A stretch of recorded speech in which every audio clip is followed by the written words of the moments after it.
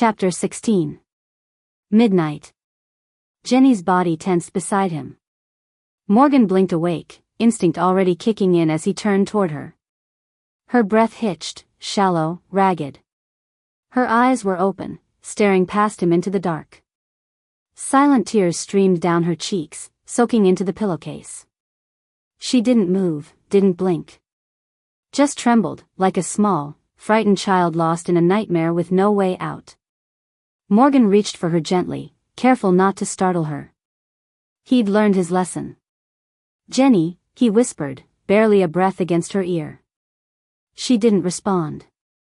She was locked in it again, that terrifying, inescapable world inside her mind. His arms circled her body slowly, pulling her closer. He tucked her head beneath his chin and wrapped her up like he could shield her from whatever haunted her dreams. Her lips parted slightly in a wordless whimper, her fingers twitching near her chest like she was trying to claw her way out of something. "I'm here," Morgan murmured, pressing a kiss to her temple. "You're safe, Jenny. I've got you." He held her tighter, not too tight, just enough to anchor her. Just enough to remind her she wasn't alone. But his own heart raced beneath his ribs. Because he remembered. Flashback, months ago. Her scream had echoed through the room like a siren, sharp, anguished, inhuman. Blood. There had been so much blood. And he'd never been able to get the image out of his head, her curled up on the cold floor, shaking like a leaf, her eyes frozen in a terror even he couldn't reach. That was the night they lost the baby. The night he didn't know what to do. The night he nearly lost her too. Dr. Reyes had warned him, stress, emotional trauma, unresolved grief. All of it was a powder keg with her. And pregnancy only made the fuse shorter. Back then, he thought holding her would be enough. Back then, he thought love could fix it. Now he knew better. Now he knew to stay up just a little later, listen for every shift in the sheets, feel her breathing for signs of a coming episode. Now he knew how to speak gently into her nightmares even if she couldn't hear him. Back to present. Jenny stirred slightly, her body softening in his arms. The trembling didn't stop, but the intensity lessened, just a bit. A fragile thread of peace hung between them, enough to let Morgan breathe again. He didn't sleep after that. He just held her, running his fingers through her hair until dawn broke across the window. And he whispered a promise to her in the quiet. "I won't let it happen again. I swear." Morgan didn't stir until he heard a soft knock on the bedroom door and the quiet shuffle of footsteps. His eyes blinked open just as he felt the mattress dip slightly. "Breakfast, sir," a maid said politely, setting a heavy tray across his lap. Morgan sat up, rubbing the sleep from his eyes. His gaze lifted, and there was Jenny standing nearby, her hands clasped in front of her, smiling warmly at him. She looked radiant in the morning light, even in her simple loose dress. "I wanted to carry it myself," Jenny said, a playful pout on her lips, "but they won't let me lift anything heavy anymore." Morgan chuckled, his voice still hoarse from sleep. "What time is it?" he muttered, glancing toward the clock on the nightstand, and immediately jolted when he saw it. 9 a.m. His eyes widened in disbelief. He never slept this late, not without a reason. "It's the weekend," Jenny reminded him gently, coming closer and smoothing the sheets near his feet. "You're allowed to sleep in, you know." Morgan groaned and sank back against his pillow, a lazy, contented smile spreading across his face. "And don't forget," she added, tapping her finger against his arm, "the interior designer's coming later. We need to go through the nursery designs." He opened one eye to look at her. "But first," she said, her voice lifting with excitement, "we have the hospital appointment. We're finding out the gender of our babies today." Morgan's heart swelled. Babies. He placed a hand over the tray, savoring the moment, watching her glow with quiet happiness. This was the longest she had carried so far. To think, they were far enough along now to find out the genders. To dream about names. About futures. As he picked up his fork and took a bite of the scrambled eggs, he glanced sideways at her. "You've been resting better too," Jenny said softly, or rather, Mandy inside Jenny noted. She smiled, but there was something knowing behind it. It's good. You needed the rest. Morgan hummed, chewing thoughtfully. I'm resting better because you are. Jenny's smile faltered, just slightly. She leaned in a little. Morgan, will you please let me see the camera footage? Of my episodes? Her voice was tentative, pleading. Morgan's fork paused halfway to his mouth. He set it down carefully on the plate and looked at her, the real her, hiding in those familiar blue eyes. No, he said gently but firmly, reaching for her hand. Seeing them won't make them go away, Jenny. His thumb brushed over her knuckles reassuringly. And I won't have you reliving something that you're already fighting through every night, he said while picking up his coffee cup. Let me carry it for you, just for now. Jenny looked down at their joined hands, conflicted, but she nodded slowly. Morgan smiled at her, a soft, private smile reserved for her alone. You just focus on keeping our little one safe, he said. The driver parked the car in front of the hospital, Morgan's hand immediately moving to help Jenny out. She laughed softly, brushing him off but letting him steady her anyway. The sun was bright overhead, and the warm air wrapped around them as they crossed the parking lot. Morgan had swapped his usual tailored suits for something more relaxed, dark jeans, a clean button-down, and a light jacket. He still looked too polished for a hospital visit, but it made Jenny smile all the same. Jenny herself wore a short, loose maternity dress that floated around her legs when she moved. Her belly was unmistakably round now, far bigger than most women at just 18 or 20 weeks. But of course, they weren't just carrying one baby. They were carrying 3. As they entered the hospital's cool, clean hallways, Morgan slid his hand protectively around her back. Other people bustled around them, but it felt like they were in their own little bubble. They checked in quickly, then followed the familiar path down the hallway to the obstetrics clinic. The door swung open, and there he was, Dr. Reyes, smiling warmly behind his desk. Good morning, you two, he greeted. Ready for some big news? Jenny practically bounced in place. We've been ready for weeks. Dr. Reyes chuckled and gestured to the examination bed. Jenny clambered up eagerly, smoothing her dress over her knees as Morgan pulled a chair closer to her side. The gel was cold on her belly, but she didn't flinch. She watched eagerly as Dr. Reyes rolled the ultrasound probe over her bump, clicking a few buttons until the monitor came to life. And then he turned the screen toward them. There we are, he said, his voice warm. 3 strong little ones. He clicked and zoomed in on each tiny, squirming form. Morgan leaned forward, hand tightening slightly around Jenny's. His heart hammered with a strange mixture of excitement and awe. And it looks like, Dr. Reyes grinned, tapping the screen, all 3 are girls. Jenny let out a joyful little gasp. Morgan laughed, unable to stop the wide grin spreading across his face. 3 little girls. His chest ached with happiness. But then Dr. Reyes's expression grew slightly more serious. I do want to mention, he said, adjusting the image, baby C, this little one here, she's measuring a bit smaller than her sisters. Morgan's smile faltered. He immediately asked, is that something we should be worried about? Dr. Reyes nodded slowly, choosing his words carefully. Not necessarily, but we'll need to keep an eye on it. Sometimes, one baby doesn't grow as quickly because of limited resources in the womb. It's common in multiple pregnancies, especially triplets. It can lead to complications if it gets worse, but right now it's just something to monitor. Jenny's hand instinctively found her belly, her fingers trembling slightly. Have you been eating properly? Dr. Reyes asked, giving her a kind but pointed look. Yes. Jenny said quickly. I'm following the diet plan you gave me.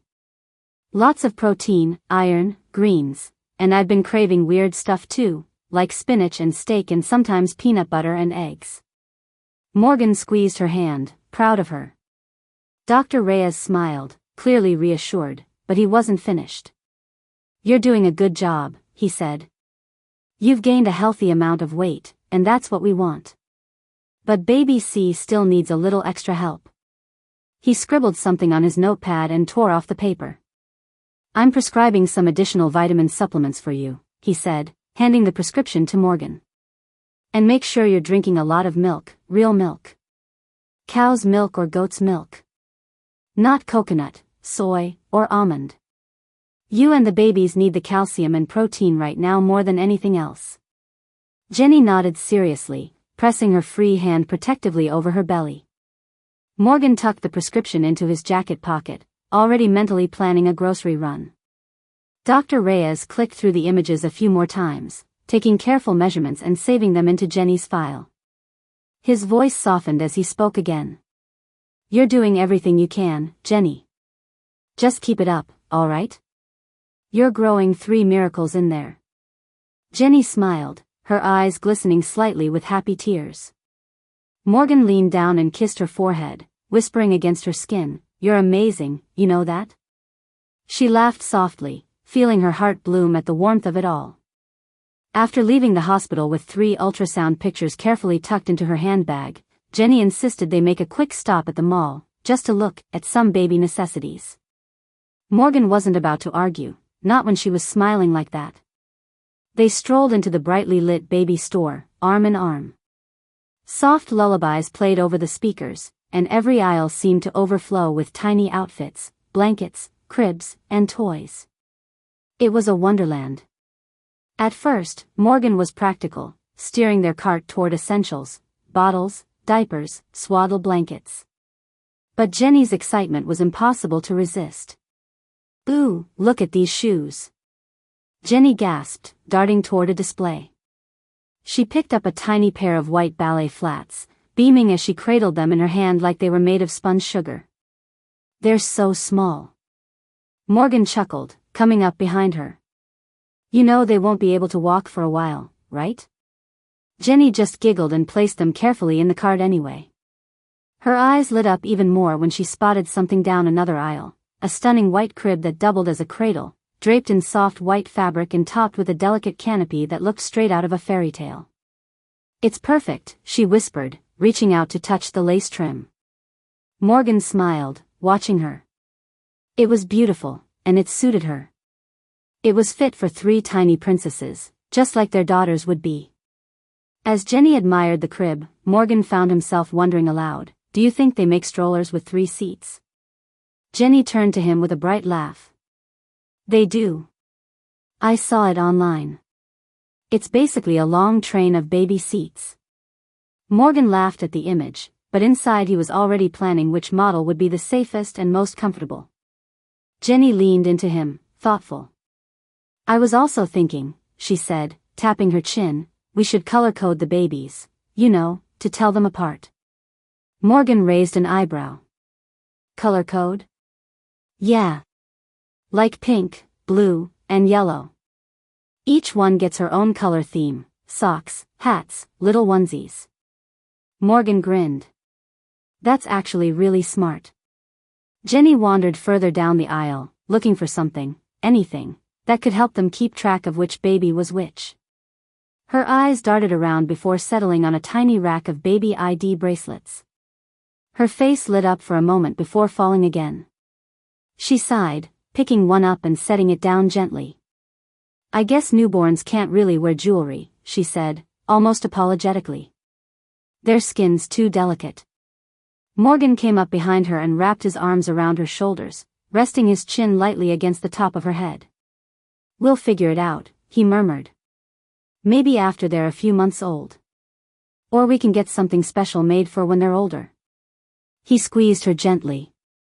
We'll go to a jewelry store later and find something they can wear eventually, something small, delicate, just for them. Jenny smiled, warmed by the thought, and leaned back against him. They spent another hour wandering through the store, picking out soft pastel blankets, a mountain of tiny socks, special swaddle wraps, and even a musical mobile shaped like tiny clouds and stars. Morgan caught himself smiling more than once, pushing the cart that was slowly filling up with a ridiculous amount of tiny things. It wasn't until Morgan's phone buzzed in his pocket that they realized how long they had been shopping. It was Nan, calling. Morgan answered quickly, putting the phone to his ear. "Sir," Nan said politely, "the interior designer has arrived. They're waiting for you and Mrs. Lancaster at home." Morgan thanked her, hung up, and turned to Jenny with a half-smile. "Time to go," he said. "Our kingdom needs decorating." Jenny giggled and clutched a tiny pink dress to her chest one last time before placing it carefully in the cart. They checked out, much to Morgan's amusement at the massive pile of bags, and headed home, ready to start the next chapter of their life. 3 little girls. 3 colors. 1,000 hopes already dancing in their hearts. By the time they pulled up to the estate, the staff was already waiting outside, ready to help. Several hands rushed to unload the shopping bags from the van, while another pair of maids gently helped Jenny down from her seat. "Careful, ma'am," one of them said as they guided her toward the house.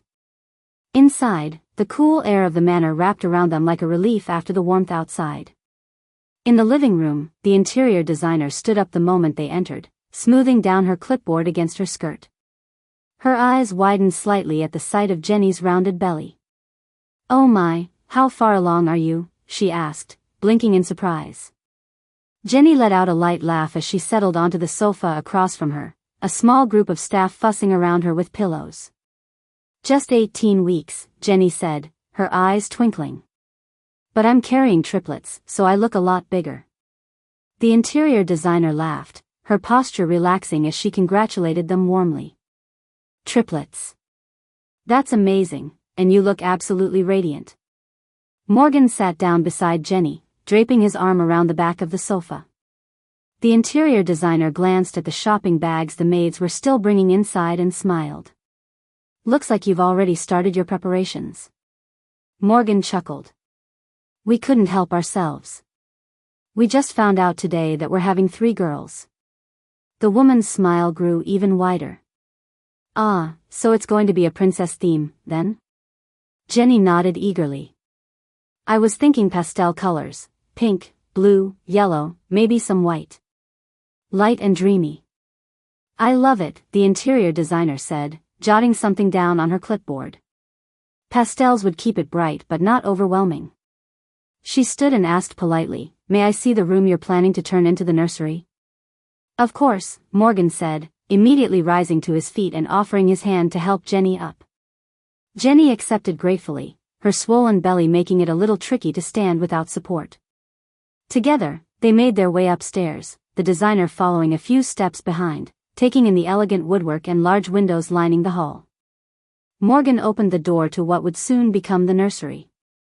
The room was spacious, with tall floor-to-ceiling windows that flooded the space with soft natural light. The windows led out to a beautiful balcony, and there was a small, elegant and sweet bathroom tucked into one corner. Across from it was a generous walk-in closet. The designer gasped quietly. "This is perfect." Jenny slowly moved into the room, her hands resting on the small of her back for support. She turned to Morgan with a thoughtful look. "You know, we should renovate the bathroom too. It only has a shower right now, not exactly ideal for bathing newborns." Morgan nodded immediately. "Good idea. A proper bathtub would make everything easier." The interior designer chimed in enthusiastically. "We can definitely incorporate that into the plan." As she looked around, she tilted her head thoughtfully. "Out of curiosity, are the other rooms similar to this one?" "I'm thinking ahead, eventually the girls might want their own rooms." Morgan smiled. "There's another room very similar to this one down the hall, it's got a balcony too. But the third room has just a small closet and bathroom." Jenny turned toward him, an idea already sparking. "We could expand that smaller room. Knock down the wall between it and the tiny guest bedroom next to it." Morgan raised an eyebrow. "And where would we put our guests?" Jenny laughed, a mischievous glint in her eyes. "We still have the guest suite downstairs, plus, once the girls are older, we'll barely have guests. We'll be too busy chasing after them."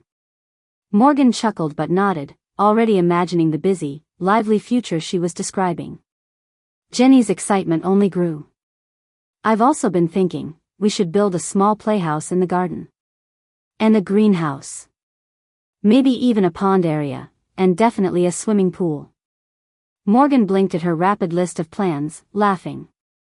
Are you trying to build a mini kingdom? Jenny smiled sweetly. Of course. Our princesses deserve it. He leaned in closer, voice lowering. If you want all that, maybe we should think about buying the empty lots surrounding the estate too. Before someone else builds too close. Jenny's expression turned serious for a moment, and she nodded. Yes. I was just thinking about that. The developers are creeping closer and closer. I don't want our privacy disturbed. Morgan squeezed her hand gently. I'll handle it. I'll make sure we buy all of it. The girls deserve a place to run around freely. Jenny squeezed back, her heart swelling with warmth. She leaned against him for a moment as the interior designer started measuring the walls and windows, already chatting about pastel palettes and custom-made cribs. Morgan held her close, feeling like, for the first time in a long while, they were truly building something beautiful together, not just a home, but a future. Chapter 17.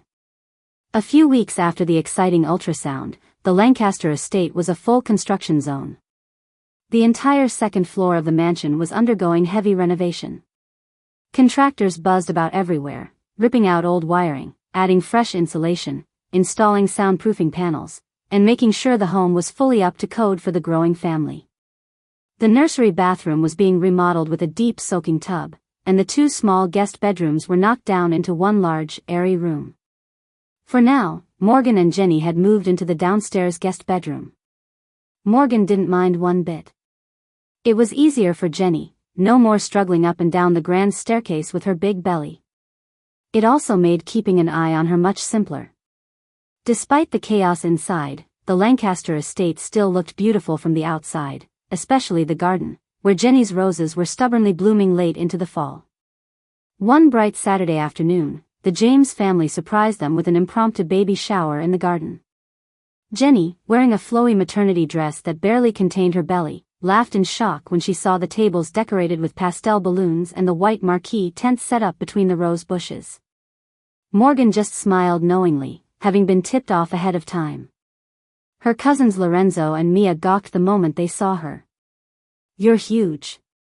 Lorenzo blurted before he could stop himself. Jenny threw her head back and laughed. Gee, thanks. Her aunts and uncles were a little more polite, warmly hugging her and asking, how are the babies doing? They're good, Jenny said, smiling as she rubbed her belly. Growing fast. Grandpa John ambled over, squinting against the sun. He nodded approvingly toward Morgan.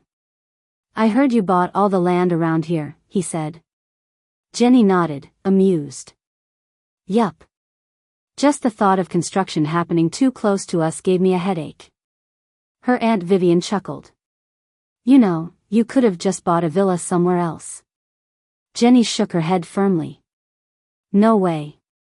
I don't want neighbors knocking on our door. Here, it's quiet. Mostly farmland and empty lots, for now. One of her younger cousins piped up, not for long. They just approved a big housing project outside the city. Developers are eyeing the cliffs too, $1 million homes right on the edge. Jenny made a face. That's ludicrous. Who in their right mind wants to build on a crumbling cliff? That's why we didn't buy that lot. It's already half sliding into the ocean. Everyone laughed, and Grandpa John, standing near a bed of red and pink roses, smiled softly. I'm surprised to see you've taken up gardening, Jenny. Your parents would be proud, he said, admiring the late blooms. Jenny's heart warmed at that. She was about to reply when her Aunt Sylvia asked, so, when's your due date? Jenny patted her belly with a tired but happy grin. Soon. I'll be having a C-section, just to be safe. No need to risk complications. Everyone nodded in understanding, murmuring well wishes. Another aunt chimed in, and how's the nursery coming along? Jenny brightened. Morgan's been showing me pictures. She laughed. I'm not allowed to go upstairs anymore, doctor's orders, husband's orders, so we're camping out in the guest bedroom for now. The family looked at Morgan with approval, and Lorenzo clapped him on the back. "Didn't think you had it in you, Lancaster," he teased. "Good job." The others chuckled in agreement. One of Jenny's cousins winked. "So, after the girls arrive, are you two going to try for a boy?" Jenny burst out laughing, her cheeks glowing. "Maybe," she said coyly. Morgan only smirked, drawing Jenny a little closer by the waist. The party went on in the garden for hours. Children ran between the rows of roses, and adults sipped iced tea and lemonade. Meanwhile, the living room inside the house had become a sea of pastel-wrapped baby gifts: cribs, bassinets, blankets, tiny dresses, baby shoes, and books stacked almost to the ceiling. The sun started dipping low, casting golden light over the estate as Jenny sat beneath the tent, watching her family laugh and talk around her. That evening, after the last car pulled away down the long driveway and the sun finally disappeared behind the hills, Morgan and Jenny found themselves alone in the quiet mansion. The living room looked like a pastel explosion. Stacks of pink, yellow, and light blue gift bags were piled up on every available surface, along with a mountain of neatly wrapped boxes. Soft lullaby music was still playing faintly in the background from the garden speakers, and the scent of the late-blooming roses drifted in through the open windows. Morgan returned from the kitchen carrying 2 cups of warm milk, one for him, and one fortified with vitamins for Jenny, just like Dr. Reyes had suggested. He handed her the cup with a small grin. "Here, doctor's orders." Jenny smiled and took it gratefully, leaning back against the couch with a sigh. Her belly seemed to get bigger by the hour. Morgan plopped down next to her, close enough that their shoulders brushed. "All right," he said, surveying the sea of presents. "Where do we even start?" Jenny laughed, setting her milk down carefully on the coffee table. "Top of the pile, I guess." She picked up a soft, heavy bag and pulled out a trio of identical baby onesies, one pink, one blue, one yellow, with little crowns embroidered on the chest. "Ah," Jenny cooed, holding them up. "They're already color-coded." Morgan smirked. "Looks like your plan is catching on." They worked their way through the pile, laughing at some of the gifts: tiny socks the size of Morgan's thumb, ridiculously frilly dresses, an enormous plush giraffe, and admiring others, like a handcrafted wooden mobile with little pastel moons and stars. Jenny unwrapped a box from her Aunt Sylvia and gasped. It was a set of 3 delicate knitted blankets, one in each pastel color, with the girls' future initials stitched into the corners in tiny cursive letters. "She must have guessed the names we picked," Jenny said, touched. Morgan nodded. "Should we tell the family officially soon?" Jenny smiled. "Maybe after they're born. Let it be a surprise." Morgan leaned over and kissed her temple. "You're evil." "I love it." They opened another box together, this time revealing a set of tiny books meant for bedtime stories. Morgan chuckled when he saw titles like The Princess and the Pea, Little Women, and Anne of Green Gables. "I guess we're raising bookworms," he teased. "Of course," Jenny said proudly, patting her belly. They continued sorting until the couch was covered in neatly folded onesies, booties, rattles, and bibs. Jenny was laughing so much she had to keep pausing to catch her breath.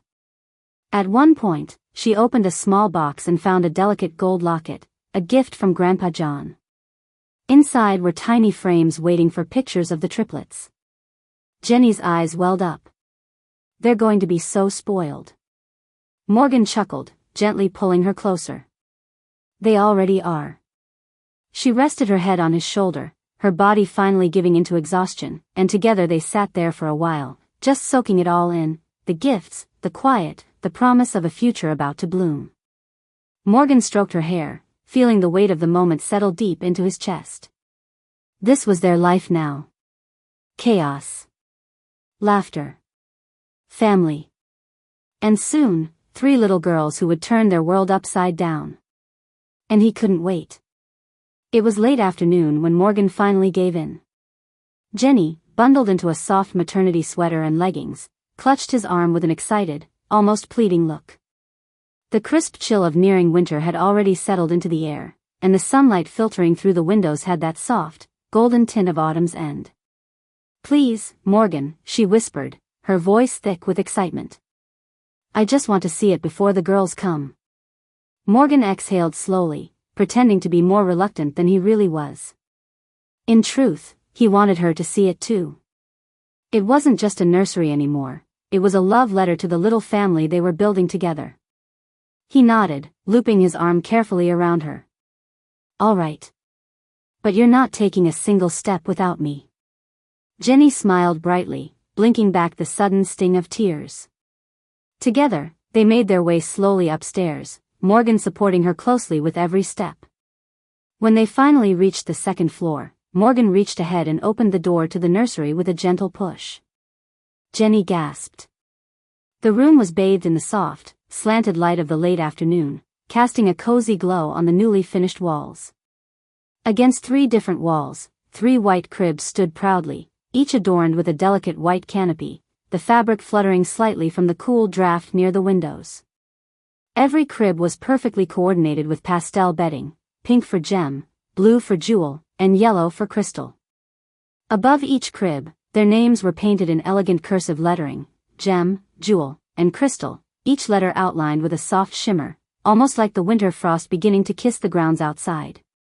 In the center of the room, a white rocking chair sat beside a round table holding a sleek baby monitor.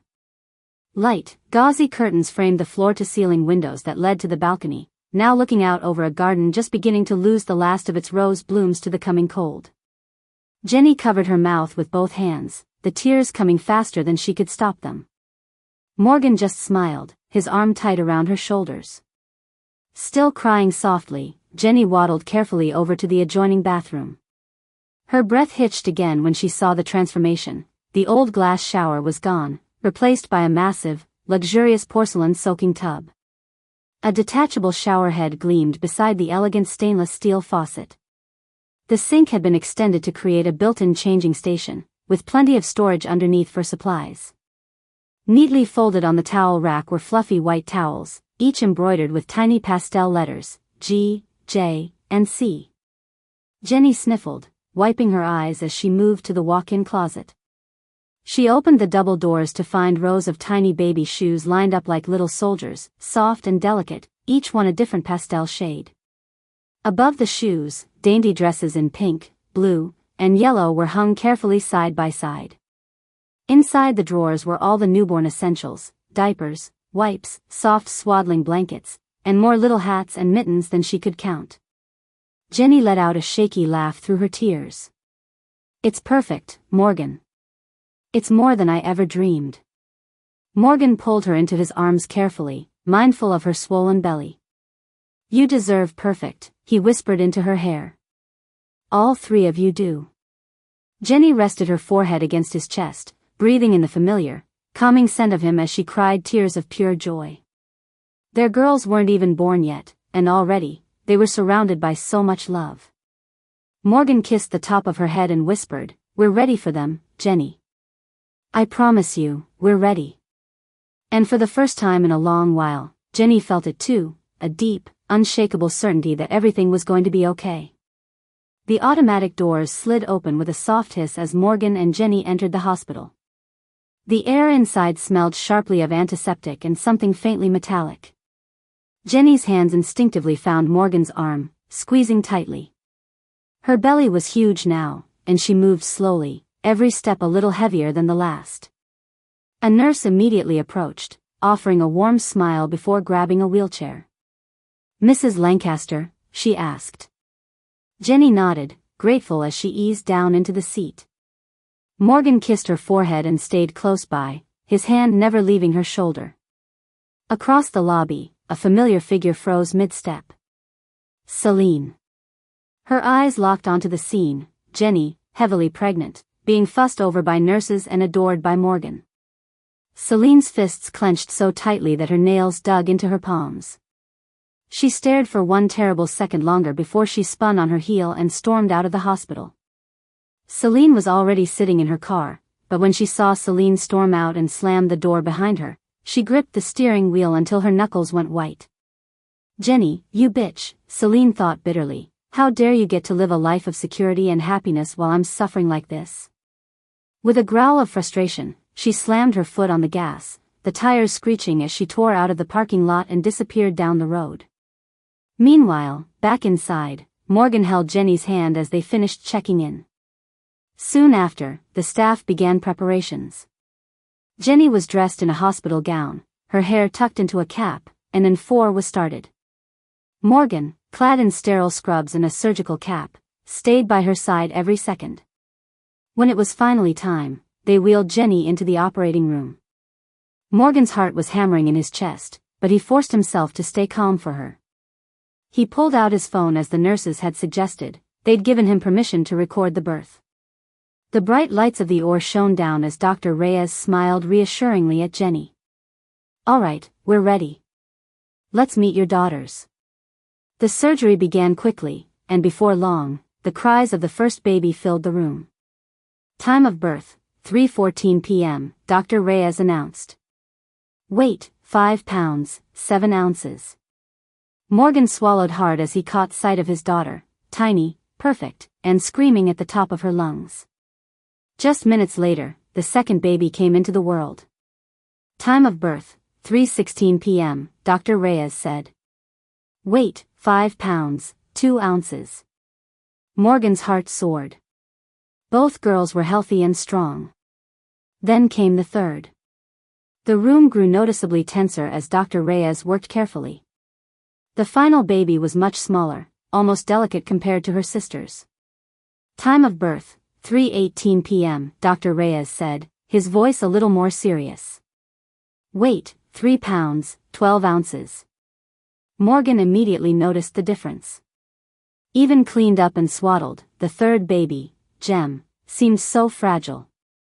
All 3 girls were placed gently into incubators for monitoring, their tiny chests rising and falling steadily. A nurse gestured to Morgan, and with one last glance at Jenny being carefully stitched up, he went to follow his daughters to the neonatal unit. He stood behind the glass, recording and staring in awe, and with a growing sense of worry, at his little girls. About an hour later, the James family arrived at the hospital, Jenny's aunts, uncles, cousins, and Lorenzo leading the way, their faces bright with excitement and concern. They found Morgan in the waiting room, his scrubs wrinkled, his hair a mess under the cap, but a tired smile on his face. "Where's Grandpa John?" Morgan asked as Lorenzo gave him a firm hug. "Asleep," Lorenzo chuckled. "But he's coming first thing in the morning." The family crowded around the window to the NICU, admiring the 3 tiny forms inside. One of Jenny's cousins leaned closer and frowned slightly. "Is it just me, or is one of the girls a lot smaller?" Dr. Reyes, appearing from a nearby corridor, stepped in to answer. "Yes, the third baby, Gem, is smaller than her sisters," she said gently. Despite Jenny's best efforts and all the supplements, Gem didn't absorb enough nutrients in the womb. "She's a bit weaker, but we're administering everything she needs now." Morgan listened intently, his jaw tense. "Will she be okay?" Lorenzo asked, voicing what everyone else was thinking. Dr. Reyes offered a reassuring smile. "She's stable. It's going to be a journey, but she's a fighter." They all are.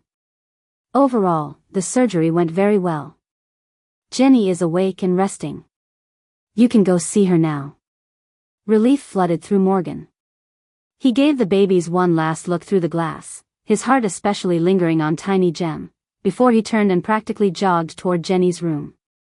His wife needed him now, and he needed to see her, to tell her the girls were safe, to hold her hand, and to start the next chapter of their lives together. Morgan carefully pushed open the door to Jenny's hospital room, a wide smile spreading across his face. The James family followed right behind him, carrying a flurry of balloons that bumped against the ceiling, bright flower bouquets wrapped in pastel tissue, and baskets brimming with fresh fruits. Jenny, lying against the pillows with a soft blanket over her, looked up and immediately smiled. Her cheeks were still pale, and she looked a little exhausted, but there was a peaceful glow about her, the unmistakable radiance of a new mother. Her uncles and cousins burst into congratulatory cheers the moment they entered. "You did it, Jenny," Lorenzo said, placing a giant bouquet of pink, blue, and yellow roses on the side table. One of her aunts placed a crown of fake flowers on Jenny's head, making everyone laugh. "You're officially queen of the day," her cousin teased. Jenny laughed weakly but warmly. Tears prickled in her eyes at the love and support filling the room. She looked over at Morgan, who smiled proudly, balancing a huge teddy bear under one arm and a "congratulations" balloon string tangled in his other hand. "How are you feeling?" Morgan asked, leaning down to kiss her forehead gently. "Sore," Jenny admitted, her voice light, but happy. The family settled into the room, chatting excitedly about the babies, arguing good-naturedly over which one they thought would look more like Morgan or Jenny. It was warm, cozy, and full of hope. Meanwhile, on the other side of the city, the mood couldn't have been more different. Celine sat slumped over the sticky counter of a dimly lit bar. A half-empty cocktail glass twirled between her fingers. Her eyeliner was smudged, her lipstick faded. Opposite her sat a man, younger, scruffier, clearly hanging on her every word. "They ruined me," Celine slurred bitterly, glaring into the glass as if it were Jenny's face. "Thanks to that bitch, I'm blacklisted from every major agency. Fired. No jobs. Nothing." She slammed the glass down hard enough to spill its contents. "My own family abandoned me," she spat. "Not that I gave a damn about them in the first place." The man across from her, tall, lean, eyes dark with infatuation, reached for her hand. "I'm here," he said quietly. Celine smiled a slow, dangerous smile. "Do you love me?" she whispered, voice low and dripping with poison. "Of course I do," he answered without hesitation. "You want to make me happy, right?" she purred, leaning closer, her breath hot against his ear. He nodded, practically trembling under her touch. "Babe," she said sweetly, "I want to get back at the person who did me wrong." His brows knitted together, hesitation flickering for a second. But Celine tilted her head, batting her lashes, and the doubt vanished. "What do you need me to do?" he asked. Celine's smile deepened into something sharp and cruel. She leaned back, savoring the moment, before whispering her plan into his ear. Chapter 18. 2 days later, Grandpa John arrived at the hospital with a huge smile on his face. He brought Jenny a bouquet of fresh white lilies and a small teddy bear with "World's Best Mom" stitched across its belly. "Congratulations, sweetheart," he said, placing a gentle kiss on her forehead. Jenny beamed, feeling her heart full to bursting. While they chatted, Dr. Reyes knocked on the door and stepped in, holding a manila envelope. "I have some news," he said, smiling warmly. "The DNA test results are back." Everyone in the room looked at her expectantly. "It turns out," Dr. Reyes paused for dramatic effect, "the triplets are identical." The entire room erupted into gasps and stunned murmurs. "Identical?" Jenny repeated, wide-eyed. "But they're girls and their weights were different." Dr. Reyes nodded, still smiling. "It's rare but not impossible. They started from the same fertilized egg, which split into 3. As for the slight weight differences, that can happen with identical multiples depending on how they shared the placenta." Jenny stared at Morgan, who looked just as shocked, but incredibly proud. Then Jenny, her voice soft and a little shaky, asked, "When will our daughters be ready to come home?" Dr. Reyes grew a little more serious. "Jewel and Crystal are doing very well," she explained. "Since they were born a little early, they'll likely need to stay in the incubators for about 3 to 4 weeks. That's pretty typical for premature babies, especially triplets." Dr. Reyes continued, "If everything keeps progressing smoothly, Jewel and Crystal might be able to leave after that time." Jenny nodded, hopeful, but then Dr. Reyes added gently, "However, Jem might need a little longer. Her birth weight was much lower, and she's showing signs of a weakened immune system. We're giving her extra support, but she'll need more time." Jenny swallowed hard, guilt pooling in her stomach. Later that afternoon, Morgan carefully helped Jenny into a wheelchair, wrapping a blanket around her before pushing her down the hall toward the neonatal unit. The hall smelled faintly of antiseptic, and the quiet hum of medical equipment filled the air. When they reached the clear glass panels that separated them from the incubators, Jenny covered her mouth with trembling hands. There they were. 3 tiny beings, each so perfect, so fragile. Jem, the smallest of the 3, lay curled like a little blossom inside her incubator. A tangle of tubes and wires was connected to her, and her tiny chest rose and fell with slow, labored breaths. Tears slid down Jenny's cheeks. "It's my fault," she whispered brokenly. "I didn't protect her enough." Morgan crouched down beside her, taking her hands in his. "Jenny, listen to me," he said firmly but tenderly. "It's not your fault. You did everything you could. Look at them, they're fighters. Just like their mom." Jenny leaned into his chest, sobbing softly as Morgan held her. Unbeknownst to them, a suspicious figure lingered just beyond the shadows of the neonatal unit, watching them. A few weeks later, Jewel and Crystal were finally strong enough to be taken out of their incubators in the neonatal intensive care unit. The nurses were preparing to move the 2 baby girls into Jenny's hospital room so she could finally hold them for the first time outside of the machines. Jenny was practically glowing when she heard the news, anxiously fixing her blanket and glancing at the door every few seconds. Meanwhile, a male nurse, someone who had often lingered around the NICU but hadn't raised any alarms, entered the unit with a clipboard.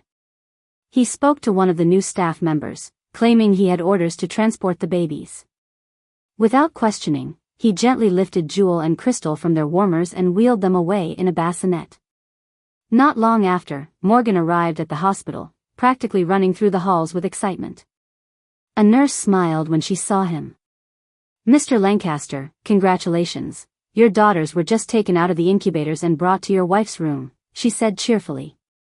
Morgan grinned and offered to walk with her to the unit, eager to catch a first glimpse of them outside of the NICU. But when they reached the unit, his heart stopped. The incubators were empty. Only little Jem remained, still tiny and fragile, inside her incubator. Morgan immediately turned to the nurse. "Did they already take Jewel and Crystal to my wife?" he asked urgently. The nurse frowned in confusion, then went to check with her colleagues. The moment Morgan overheard one of the nurses whisper frantically to another about a mistake, his stomach dropped. Without another word, he spun on his heel and sprinted down the hallway toward Jenny's room. Jenny's face lit up the second Morgan pushed open the door. "Don't tell me," she said, laughing through happy tears. "Are the babies behind you?" Morgan just stood there, frozen, his face pale. Before Jenny could process what was happening, Morgan turned and ran out, slamming the door shut behind him. Jenny sat there, stunned, her heart hammering painfully against her ribs. Morgan was already barking orders by the time he reached the nurse's station. "Call security. Lock down the hospital," he shouted.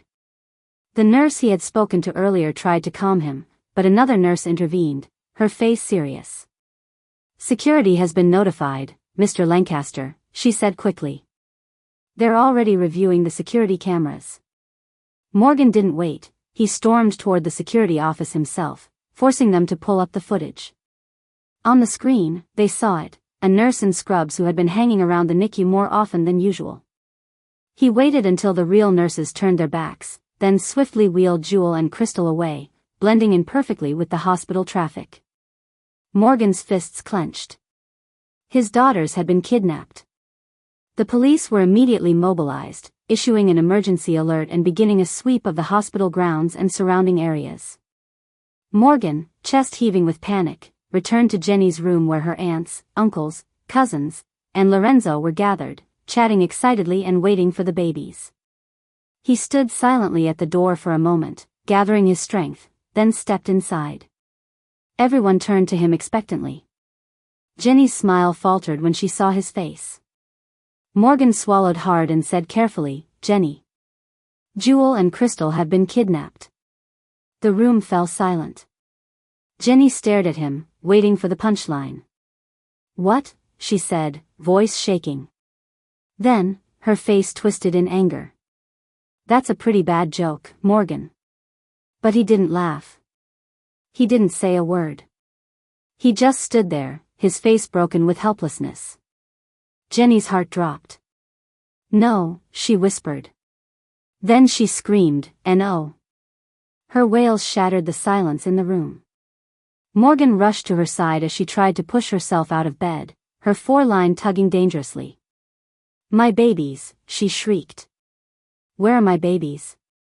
Her aunts and uncles tried to calm her down while Lorenzo yelled for a nurse. Morgan managed to catch Jenny before she collapsed, fainting in his arms. "Jenny? Jenny," he cried, shaking her gently. But she didn't wake. "Someone get a doctor." Lorenzo shouted from the doorway, waving down nurses in a panic. Morgan clutched Jenny tightly to his chest, silently begging her to wake up as chaos erupted around them. Doctors and nurses rushed into Jenny's hospital room. Morgan stepped back as a team of professionals surrounded her, checking her pulse, her blood pressure, her oxygen levels. "Get a sedative, now," one of the doctors barked. "Her heart rate is dangerously high." "She's going into shock," a nurse said, already preparing with medication. Morgan stood there, feeling utterly useless, his fists clenched so tightly his nails dug into his palms. "I promised Jenny I will make whoever took our daughters pay tenfold." As the doctors worked, Jenny's aunts, uncles, and cousins immediately sprang into action. One by one, they whipped out their phones, dialing contacts in law enforcement, private security, and even the military. "We need a citywide alert," one of her uncles said fiercely into his phone. "I have a cousin working traffic cameras," another cousin said. "I'll have him look at every truck or van that left the hospital grounds." The energy in the room shifted from panic to action. No one was going to sit quietly while Jenny's babies were missing. Meanwhile, outside the hospital, the police were combing through every frame of security footage, interviewing staff, and setting up checkpoints around the city.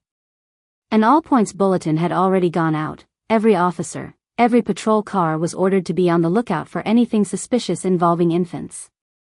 Somewhere far from the hospital, the kidnapper, the man in the stolen nurse's uniform, listened intently to the crackling of the police radio he had stashed in his battered van. When he heard the urgent chatter about citywide checkpoints and sweep orders, he cursed under his breath. "Shit," he muttered, slamming his hand on the steering wheel. He glanced back at the two tiny babies bundled in the back seat.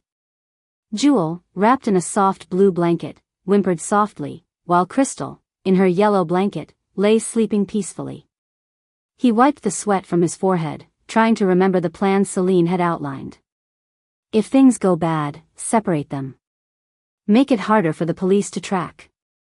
Heart pounding, he drove to the edge of the city, past the industrial district where few people would bother to look. In a deserted loading dock, he spotted an open truck filled with crates and boxes. He parked nearby, clutching the sleeping baby Crystal against his chest. Looking around quickly, he placed Crystal, still wrapped snugly in her yellow blanket, between two crates inside the truck. She stirred but did not cry.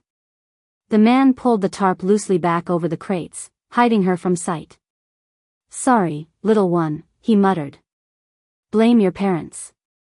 Without wasting another second, he jumped back into his van and sped away, heading toward a rundown neighborhood on the outskirts of the city. There, hidden in the shadows of a crumbling orphanage, he wrapped Jewel tightly in her blue blanket and placed her carefully on the doorstep. He pressed the doorbell and disappeared into the night just before the front door creaked open. An elderly woman poked her head out, gasping when she saw the abandoned baby at her feet. Morgan and the James family argued back and forth in the hospital hallway, tension boiling over. "Why haven't they asked for ransom yet?" one of Jenny's uncles shouted, running a hand through his hair in frustration. "It doesn't make sense," another cousin snapped. "If it was about money, they would have called by now." Morgan stood there, clutching his phone tightly in his fist, jaw clenched, mind spinning with rage and helplessness. Every passing second without news felt like another knife twisting deeper into his gut. Meanwhile, back in Jenny's hospital room, she had fallen into an exhausted, restless sleep. When they returned, Morgan's heart stopped cold. Jenny was gone. Panic exploded in the air. Check the hallways. She couldn't have gone far. Search every floor, her aunts and uncles cried. The family scattered across the hospital, searching frantically. It was Lorenzo and two of Jenny's cousins who found her, on the rooftop. She stood near the edge, her hospital gown fluttering slightly in the cold wind. Tears streamed down her pale face. Her eyes were open but glassy, empty, locked in some waking nightmare. Beside her, a young doctor stood frozen, gesturing carefully, trying to ease her back without startling her. Morgan burst onto the rooftop moments later. The second he saw her, his heart shattered. He knew immediately, she was sleepwalking. Having a night terror. "Jenny," Morgan breathed, his voice cracking. He didn't shout. He didn't run to her. He approached slowly, carefully, exactly how the doctors had taught him. Night terrors could be dangerous. Waking her up suddenly might cause her to panic and fall. Instead, Morgan spoke gently, keeping his voice low and steady. "I'm here, sweetheart. I'm right here," he said, inching closer. Jenny didn't respond. She only whispered brokenly to the air, her voice hoarse and trembling. "Where are my babies? I can't find them. Morgan. I can't find them." Tears burned in Morgan's eyes. He moved closer, step by step, until he could finally, gently wrap his arms around her. Jenny flinched but didn't resist. "It's okay," Morgan whispered fiercely, pulling her safely away from the edge. "I've got you. I'm not letting you go."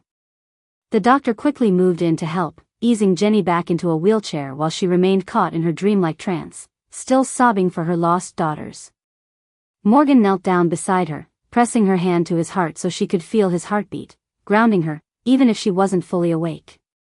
The James family surrounded them, some openly crying, others speaking urgently to the doctors. Morgan didn't care about anything else right now except Jenny. As he rocked her gently, he whispered again and again. "I'm going to bring them back to you, Jenny. I swear. I'll bring our girls home." And high above them, the stars blurred through his unshed tears. After the terrifying rooftop incident, Morgan and the others carefully escorted Jenny back to her hospital room. She was still disoriented, weak, and exhausted, murmuring broken, half-formed words about her babies even in her sleep. The moment Jenny was tucked safely into bed, the James family cornered Morgan in the hallway, their faces grim and urgent. "What's happening to her?" Jenny's Aunt Marybeth demanded, her voice shaking. "Why is she like that?" Before Morgan could answer, Dr. Reyes entered the room, a folder of charts clutched in hand. "Everyone, please," Dr. Reyes said gently but firmly, glancing at the shell-shocked faces gathered around Jenny's bed. "Let me explain." He motioned for them to gather closer.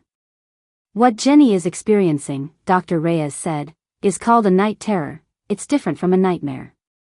Night terrors are a severe sleep disorder where the person appears awake, but they're trapped in a state of panic. They're completely unaware of their surroundings, and they often don't remember anything afterward." The doctor paused, letting the information sink in. In Jenny's case, the extreme emotional trauma of losing her daughters has overwhelmed her mind. Her brain is trying to process unbearable fear and helplessness, while she sleeps. The room fell into heavy, stunned silence. Tears welled in the eyes of some of Jenny's cousins. Lorenzo clenched his fists so tightly his knuckles turned white. Aunt Marybeth wiped at her cheeks. "Our poor girl," she whispered brokenly. Morgan lowered his head, guilt crushing him from all sides. He should have been protecting her. He should have been protecting their daughters. "I can't lose her too," Morgan choked out, voice raw. "I won't." The James family slowly gathered around Jenny's bed, some placing a hand on the blanket, others simply bowing their heads in silent prayer. A vow hung in the air, unspoken, but stronger than steel. They would find Jewel and Crystal. No matter what it took. They would bring Jenny's babies home.